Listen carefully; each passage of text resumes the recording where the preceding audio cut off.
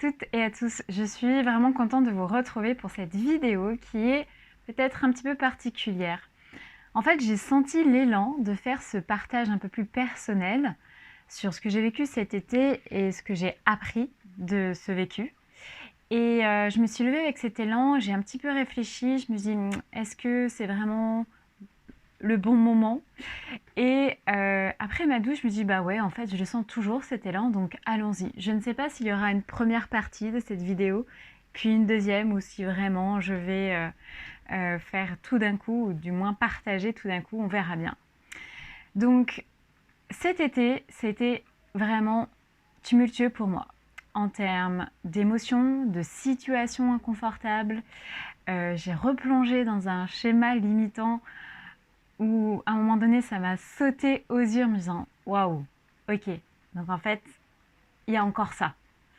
Et d'ailleurs j'en parle dans une vidéo du cheminement de justement des émotions et en même temps des résistances, et je vous mets le lien, c'est est-ce qu'un jour la guérison, le chemin de la guérison finira. Donc pour reprendre en fait, voilà, cet été a été quand même délicat pour moi. J'ai vécu certaines choses, j'ai appris, et toujours en apprentissage, et d'ailleurs ça continue toujours à s'intégrer à l'intérieur de mon corps et de ma conscience. Et donc ce que j'avais envie de vous partager, c'était déjà dans un premier temps cette notion de transition. Cette notion de transition, de changement. Dans un de mes posts Instagram, en écrivant ce post-là, j'ai eu cette image de déménagement. En fait, c'est comme si on avait fait nos cartons. On était dans notre ancien appartement, on savait qu'on allait dans notre nouveau appartement, mais on n'y était pas encore.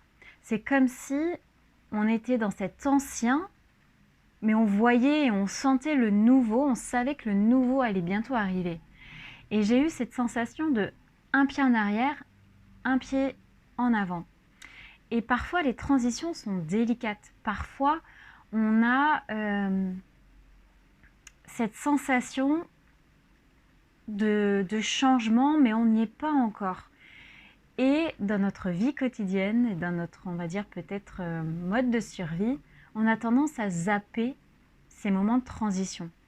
On a tendance à se dire bon ben ok, très bien, c'est comme ça, et bien je continue ma petite vie, et puis voilà, un jour ça arrivera, ou quoi que ce soit, ou voilà.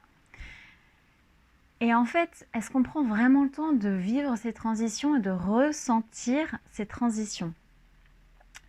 Et c'est ce que je me demandais, et ce que ce mois de septembre en tout cas apporte dans mes prises de conscience, c'est que les transitions sont tout autant importantes que l'après.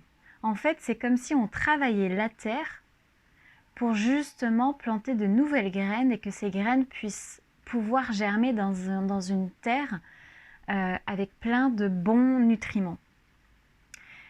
Et c'est quand je regarde la nature, c'est comme si je regardais les saisons, et ces saisons-là, en fait, eh bien, elles ne transitionnent pas en un jour, en fait, ces saisons. Elles prennent leur temps de transitionner. Et nous, en tant qu'humains, on ne prend pas le temps de transitionner, d'être avec ces transitions un peu délicates, inconfortables, un pied dedans, un pied dehors, et justement de prendre un temps avec l'ancien, et de prendre un temps avec le nouveau, et de prendre un temps avec l'ancien, mais d'une manière à reconnaître cet ancien, à reconnaître d'anciennes habitudes ou d'anciennes relations. Et quand on reconnaît l'ancien, à un moment donné, on peut dire au revoir, on peut dire pardon, on peut dire merci,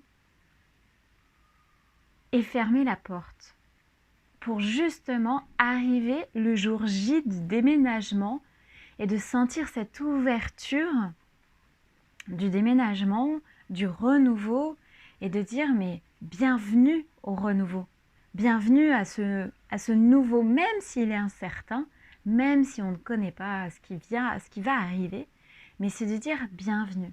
Alors bien évidemment, là en pensant à cette image, on apporte nos cartons dans ce nouveau, mais des cartons qu'on a choisi d'apporter dans ce nouvel appartement. Des cartons, peut-être, le jour J du déménagement, on a décidé de laisser derrière nous, puisque au final, ces cartons-là n'étaient pas notre essentiel, n'étaient pas alignés avec ce renouveau.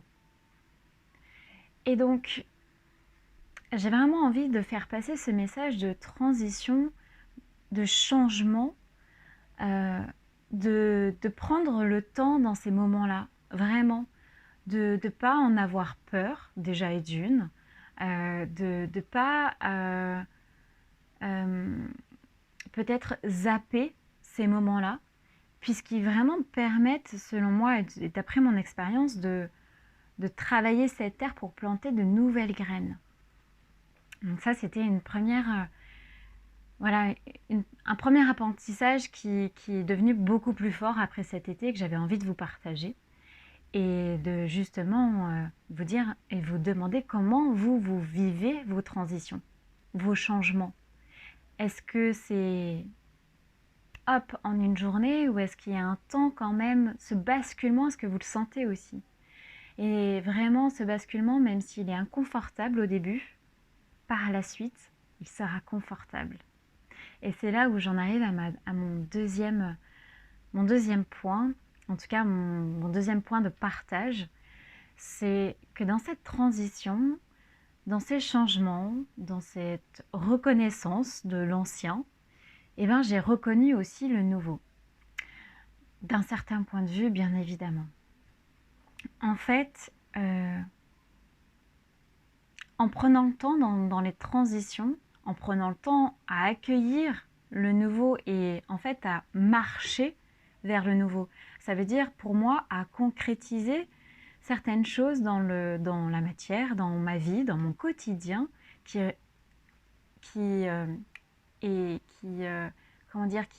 aspiré par ce renouveau, c'est quelque chose d'important. Parce que ça va permettre de mettre quelque chose de palpable. Moi, j'ai besoin de pratiquer ou j'ai besoin de palper, de ressentir à travers le corps pour me dire « Ah ouais, ok, c'est en train de se passer, je ressens, donc en fait, c'est en train de se passer. » J'ai besoin de cette confirmation de corps. En tout cas, mon corps me confirme, peu importe, mais il y a ces messages-là et ces messages me disent « Ok, là, ça commence à être plus palpable, plus concret parce que je pratique ou parce que je mets en place des actions ou parce que je choisis, je fais des choix qui vont justement être beaucoup plus alignés vers ce renouveau. » Et dans cette deuxième partie de vidéo, et je vois que je traîne un petit peu à partager, c'est en fait, j'arrête, je lâche ma quête de liberté d'être soi-même. J'ai un petit peu l'émotion qui monte, je le sens un petit peu intérieurement, mon rythme cardiaque s'accélère, j'ai un peu la gorge sèche, et pourtant j'en ai parlé par écrit, mais je ne l'ai jamais dit à haute voix. Et donc, ça me permet aussi d'ancrer quelque chose d'un peu plus palpable, de le partager avec vous et ici, de vive voix surtout. Et donc, pourquoi j'arrête cette quête? En fait, ce renouveau, du moins cette transition, ce que cette transition m'a montré, c'est que je m'étais enfermée dans une quête de liberté d'être soi-même. Et donc, quand on s'enferme dans une quête, et attention, je vais parler que depuis mon expérience et mon point de vue, mais quand on s'enferme dans une quête, en fait, notre regard fait comme ça. Et nos actions, notre quotidien, notre manière de s'exprimer va être en lien avec ça. Et en fait, on ne fait pas ça. On ne regarde pas ce qui peut être justement vers l'extérieur.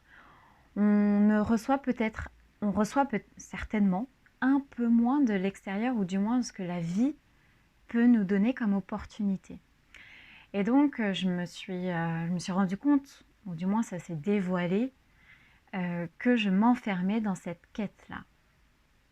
Et à un moment donné, quand je me suis rendu compte de ça, il y a d'autres mots qui sont venus et qui m'ont touchée. C'est mais en fait, je suis déjà libre à l'intérieur de moi. Pourquoi j'ai cette quête-là?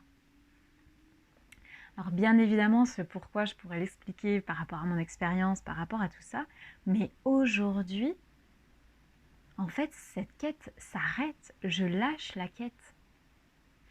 Et au moment où ça a été vraiment j'ai envie de dire, limpide pour moi, il y a eu une ouverture de cœur, et cette ouverture de cœur, en fait, a fait rentrer l'amour à l'intérieur de moi. Et, en fait, j'ai senti que j'étais déjà libre, que j'étais déjà cet amour à l'intérieur de moi. C'est comme si j'avais vraiment fermé une porte et une autre s'était vraiment ouverte tout de suite, et que l'intelligence de la vie, le divin ou la source, peu importe, la présence, peu importe comment on l'appelle, est rentrée tout de suite à l'intérieur du corps, de mon cœur, et m'a dit, mais en fait, regarde aussi tout ce que tu es. Et j'étais là, mais oui, en fait. Et, en fait, aujourd'hui, lâcher cette quête, c'est dire au revoir à l'ancien, et c'est dire bonjour à un nouveau, que je ne sais pas trop comment il va se dévoiler. Je le sens petit à petit, si je suis dans cet nouvel appartement. Et petit à petit, j'enlève mes objets de mes cartons pour justement agrémenter mon nouvel appartement et sentir si c'est juste ou pas. Et donc, je suis dans cette phase-là également, donc une autre transition. Et donc, ce deuxième partage, c'était aussi pour vous dire que parfois, être vraiment enfermé dans une quête, alors une quête de confiance, une quête d'harmonie, une quête de bien-être, une quête de relation, la parfaite relation, du parfait partenaire, de la quête de ressentir la Kundalini. Et je dis ça parce qu'en connaissance de cause, hein, c'est pas des exemples, c'est parce que moi j'ai vécu certaines quêtes qui se sont terminées à certains moments. Et ce que je vous dis, ce que je vous partage, c'est aussi des quêtes que j'ai arrêtées à un moment donné, que j'ai lâchées pour pouvoir ouvrir en fait, pour pouvoir m'ouvrir.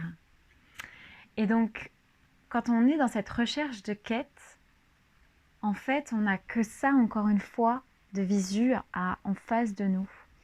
Et ce que moi, j'ai pu comprendre une nouvelle fois, un peu plus profondément, dans cette transition-là, c'est que, en fait, cette quête, j'en étais presque dépendante. Et que cette quête ne me permettait pas d'être plus heureuse avec moi-même, en fait. C'est comme si je faisais les choses depuis un espace qui était en manque de liberté. Alors que pourtant, c'est la quête, c'était la liberté. Donc je faisais des choses qui me permettaient de me sentir libre. Mais oui, mais depuis un espace de manque. Et là, en fait, ça s'est vraiment appuyé ces dernières semaines où depuis quel espace je fais les choses, depuis quel espace je décide mes actions, je vis ma vie en fait.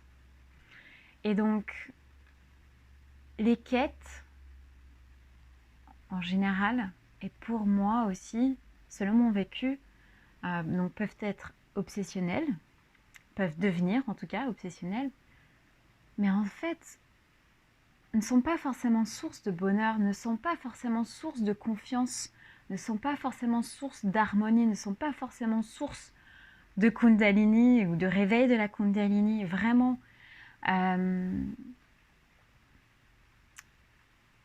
peuvent toucher des parties en nous, bien sûr, Et heureusement que parfois on tombe dans la quête pour pouvoir dire wow, il faut que je sorte de cette quête et peut-être que ça ouvre autre chose à l'intérieur de nous. Donc je dis pas non aux quêtes, je suis pas en train de dire ça.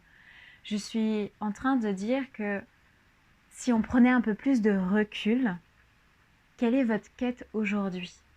Qui a peut-être besoin d'être vue pour qu'un espace en vous puisse s'ouvrir. Et parfois, ce que j'ai aussi observé par rapport aux personnes que j'accompagne, c'est que parfois ces quêtes-là peuvent être vraiment source de mal-être au final, parce qu'on n'y arrive pas. Parce que la quête, c'est synonyme de but, de résultat, d'arriver à quelque chose. Et là, j'ai tout de suite mon corps en vous le disant qui se ferme, mon estomac, je le sens qui se noue un petit peu. Parce que cette quête de résultat, en fait, est-ce que la vie nous traverse? Est-ce qu'on est vraiment pleinement dans la vie et l'accueil de la vie à l'intérieur de notre corps? Je ne suis pas si sûre que ça. Donc, c'est vraiment être trop dans une quête, c'est s'enfermer et potentiellement, vu qu'on n'arrive pas au résultat, qu'on n'arrive pas à toucher le résultat, on arrive à une certaine comparaison. Ah bah tiens, elle a fait ça, ou lui, il a fait ça, il est arrivé, tatati, tatata, mais moi, j'y arrive toujours pas. Bon, alors il faut que j'essaye encore autre chose pour y arriver. Mais en fait, c'est un cercle sans fin. C'est le serpent qui se mord la queue. On s'oublie dans ces histoires de mental, dans ces histoires de quête. On oublie la vie qui nous traverse, on oublie justement, j'ai envie de dire, l'eau qui coule à l'intérieur de nous. Et ce qui peut, en conséquence, du moins à cet enfermement, c'est possiblement la dépression. C'est possiblement s'enfermer, se sentir, comme je disais tout à l'heure, encore un peu plus malheureux et donc s'enfermer dans une dépression petit à petit. Donc voilà, j'avais aussi envie de vous partager ce deuxième point de entre guillemets, vigilance et en même temps de mon vécu de je lâche ma quête d'être libre avec moi-même parce que je suis déjà en fait libre à l'intérieur de moi. Alors bien sûr qu'on pourra dire des nuances au niveau un peu plus de l'invisible et des choses comme ça et j'en suis très bien consciente et ce ne sera pas forcément dans cette vidéo que je partagerai ça. Mais aujourd'hui, en fait, j'ai juste envie d'être, d'oser être soi-même. Alors, est-ce que c'est une autre quête? Peut-être, mais en tout cas, celle-ci, elle est ouverte. J'ai l'impression qu'elle accueille toutes mes facettes, qu'elle accueille l'être que je suis, dans peu importe la facette qui va se présenter. C'est être. Et donc du coup, dans cette transition, dans vraiment ce ressenti corporel qui s'incarne de plus en plus en moi, mes accompagnements, comment je vous accompagne, ma manière de vous accompagner va aussi évoluer, puisqu'en lâchant ma quête, en fait, j'ai aussi envie de vous accompagner dans cette ouverture de vous-même, dans cette reconnexion de vous-même. Voilà. Comment résonne cette vidéo pour vous? N'hésitez pas à liker, à commenter, à peut-être même mettre une petite cloche, cliquer sur la petite cloche pour être au courant de quand je poste des nouvelles vidéos. J'essaie de le faire une fois par semaine. En tout cas, je suis l'élan. Et je vous dis à très vite. Et merci pour votre accueil déjà et pour votre visionnage. À très bientôt.